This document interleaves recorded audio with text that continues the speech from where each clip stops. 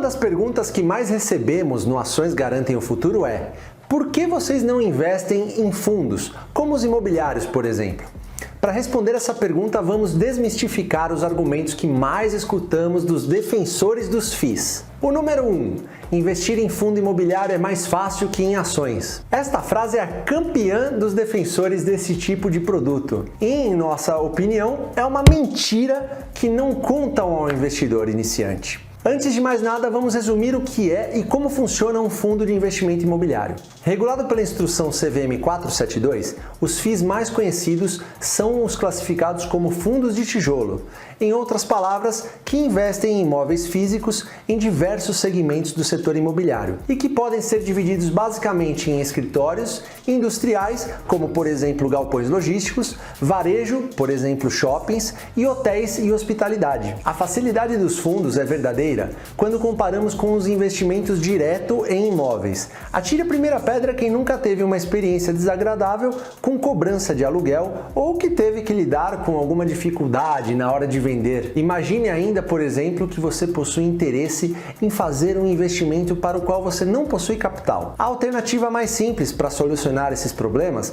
seria reunir dinheiro com o de outros interessados e construir um grande bolo de investimento, onde cada um teria pequenos pedacinhos. O conceito é parecido com a ideia de um condomínio, onde cada investidor é chamado de cotista e o zelador seria o equivalente ao gestor do fundo. Cada imóvel comprado fará parte dos ativos a serem administrados e o dinheiro aplicado por todos os cotistas em sua emissão primária fará parte do patrimônio líquido. Alguma semelhança com as ações? Todas. Assim como em um fundo, os investidores em ações são pequenos sócios de uma estrutura maior, onde todas as decisões ligadas ao negócio serão feitas por um time de gestão com expertise em seu setor. As cotas e as ações geralmente são negociadas nas mesmas plataformas, com as diferenças de que a primeira não tem um lote padrão definido e possui menor liquidez e volatilidade. Portanto, quando te falarem que investir em um fundo de investimento imobiliário é mais fácil do que em ações, desconfie. O que talvez seja mais atrativo no produto é a maior familiaridade que o brasileiro tem com o investimento imobiliário em relação ao setor elétrico, por exemplo. O que nos leva ao segundo argumento que mais escutamos: o fundo imobiliário me proporciona uma renda mensal como na renda fixa. Repita comigo: fundo imobiliário é renda variável. Mas como assim? Sim, os FIIs, assim como as ações, são classificados como renda variável. Isso porque as suas cotas também variam de preço. O que acaba confundindo muito os investidores é o fato das cotas pagarem um aluguel mensal. Vamos entender primeiro como identificar a rentabilidade de um fundo imobiliário. A primeira e mais intuitiva é através da valorização das suas cotas, o que vai depender das condições de mercado e do ciclo do setor imobiliário. Assim como acontece no investimento em empresas, cada setor, como celulose e energia, por exemplo, possui um ciclo próprio. Com os imóveis não é diferente. Existem 4 fases a serem identificadas: expansão, superoferta, recessão e recuperação. O que isso tem a ver com o meu investimento? O aquecimento do mercado provavelmente trará cotas mais caras nas fases de expansão e superoferta e mais depreciadas nas fases de recessão e recuperação. A mesma influência é exercida em um indicador chamado vacância, ou seja, quanto dos imóveis estão locados e por sua vez gerando renda de aluguel.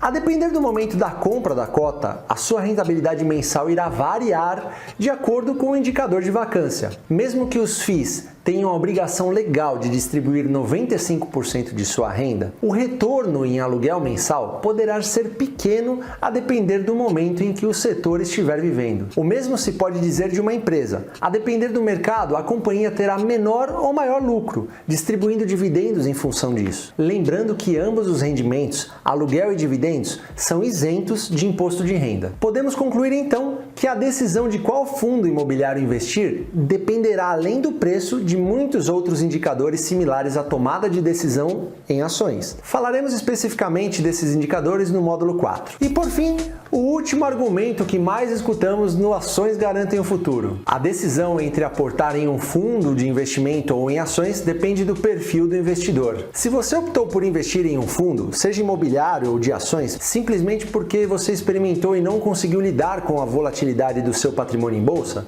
você escolheu o seu portfólio corretamente. Não existe investir errado, existe investir adequadamente ao seu perfil.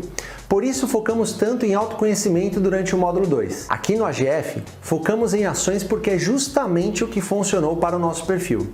E além de seguirmos fielmente os ensinamentos de Luiz Barsi, nós escolhemos persistir no foco previdenciário. Isso não quer dizer que você que escolheu investir em outros produtos não possa ter uma estratégia vencedora. Com toda certeza você já saiu na frente de quem está na renda fixa. No entanto, só vimos pessoas enriquecendo na prática com ações. Por isso batemos na tecla, seja seu próprio gestor.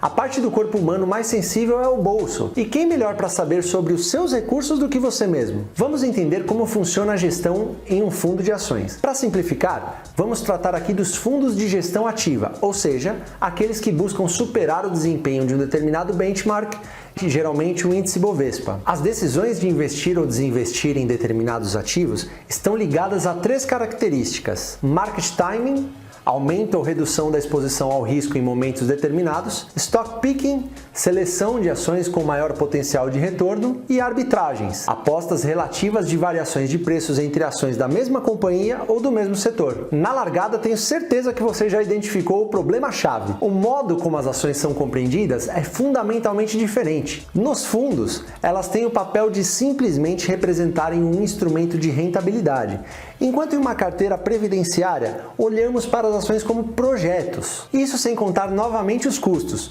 principalmente com as taxas de administração que são cobradas dos cotistas sobre o patrimônio líquido, independente da rentabilidade estar positiva ou negativa. Em 2006, Warren Buffett lançou um desafio aceito por apenas um gestor de fundos norte-americanos.